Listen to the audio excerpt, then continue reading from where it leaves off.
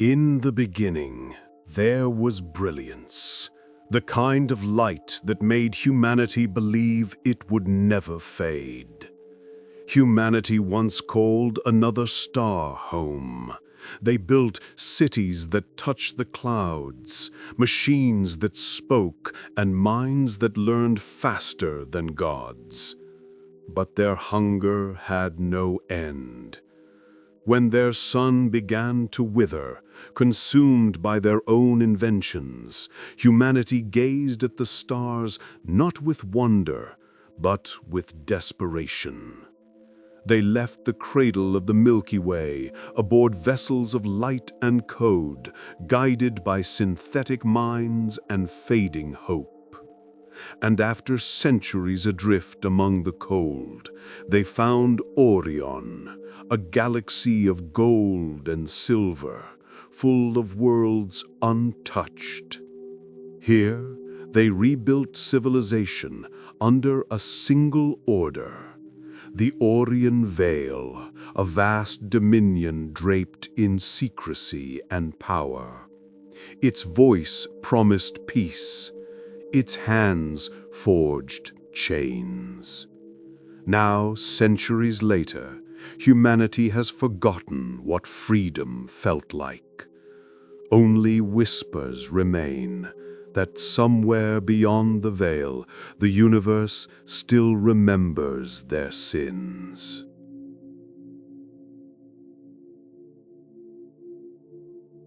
Among Aurion's 22 worlds, there is one where mountains never sleep. Erendor. A planet carved from iron and silence. Its surface glows with the red haze of endless industry. Great machines crawl through its valleys, harvesting the planet's veins for the Empire's hunger. But away from the mines, Erendor still holds its beauty. Vast forests blanketed in silver fog, rivers cutting through obsidian cliffs, and a sky that glows faintly green at dusk.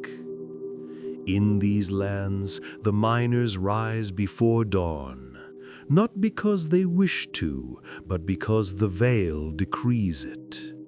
For generations, families have worked the same shafts, breathing the same dust.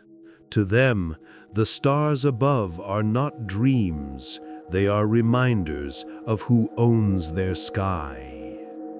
Among them works a young miner, Soren Kalion.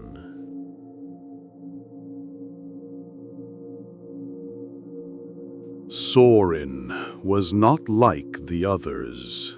Where most saw stone, he heard rhythm. He'd pause sometimes, pressing his gloved hand to the wall of a tunnel, feeling something faint beneath the rock, as though the world itself had a pulse. The other workers called him a dreamer. The foreman called him a liability.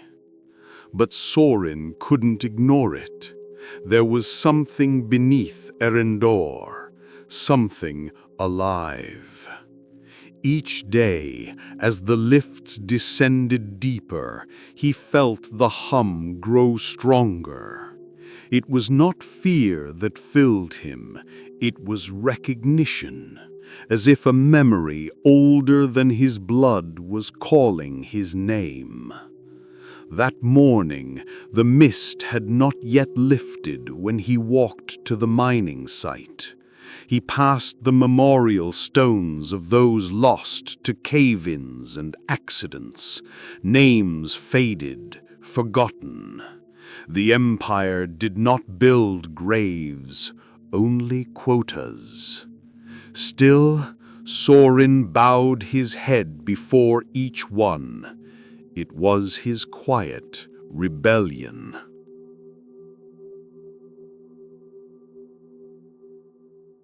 At Shaft 12, an older miner named Darren Holt called for him. They'd struck something strange, not ore, not crystal. It shimmered beneath the dust, humming faintly like trapped thunder.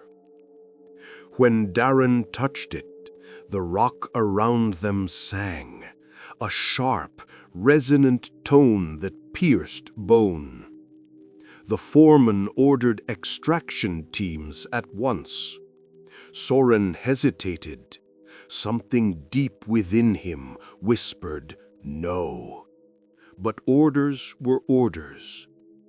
The first plasma cutter touched the surface, and the world screamed. A burst of white-blue light tore through the cavern. Machines shorted out, comms died, and gravity itself seemed to stutter. Soren fell or floated, he couldn't tell.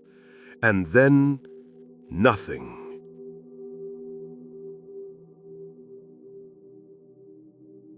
When he awoke, everything was ash and shadow. The tunnels had collapsed, sealing away every voice but his. His head throbbed. The air was warm, wrong. He staggered to his feet, and there, half buried among the stone, the crystal still pulsed, faint and rhythmic, as if breathing. Drawn by something he didn't understand, Soren reached out. The instant his fingers met its surface, the silence shattered. Visions flooded him.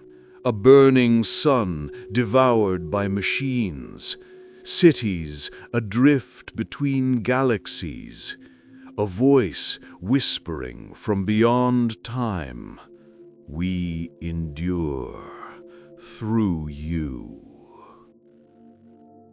Then all went dark again, but within that darkness a spark remained, alive, waiting. When his eyes opened, the crystal had dimmed, but the hum was inside him now, in every heartbeat, every breath. He was no longer just Soren Kalian. Something ancient had taken root.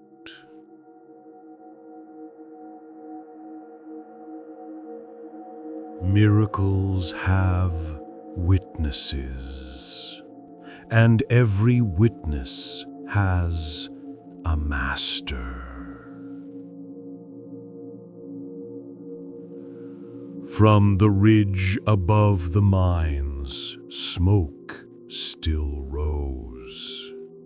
Workers from the next sector gathered, staring in disbelief.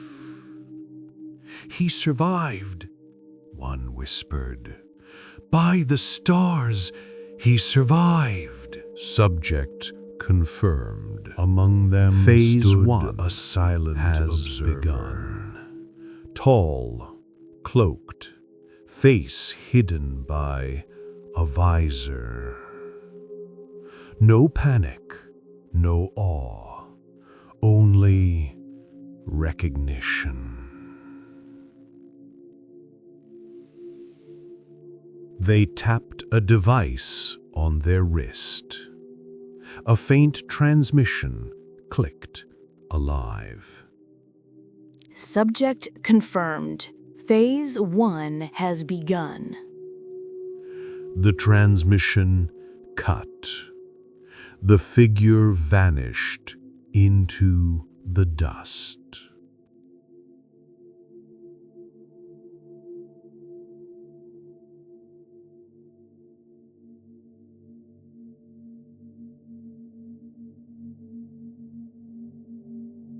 Every empire believes it has silenced the universe, but the universe always answers. On that day, Deep within the forgotten world of Erindor, something awoke. A fragment of an ancient energy, older than creation, that once flowed freely through stars, stone, and soul alike. Humans would call it many names. Some would worship it, others would fear it. But in truth, it was never gone. Only waiting.